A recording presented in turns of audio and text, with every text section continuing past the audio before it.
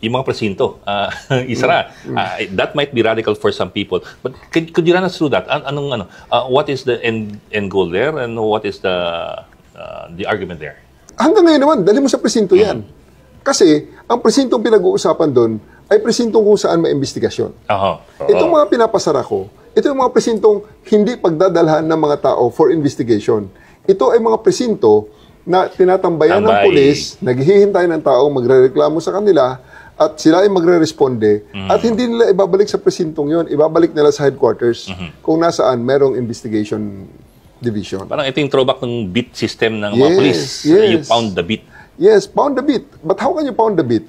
If you have that presinto or police box na babantayan mo, parang, di ba, counterintuitive. You're pounding your cell phone. Yeah, you're pounding your cell phone, exactly. Exactly. So, counterintuitive yun. So, rather than them staying in those police boxes, I would rather have them stay on the streets or ride a patrol car, ride a motorcycle, or kung wala man, edi maglakad sila doon sa mga areas na kung saan sila visible dahil ang mga lugar na kanilang pupuntahan ay hindi naman malayo doon sa isinasarang PCP.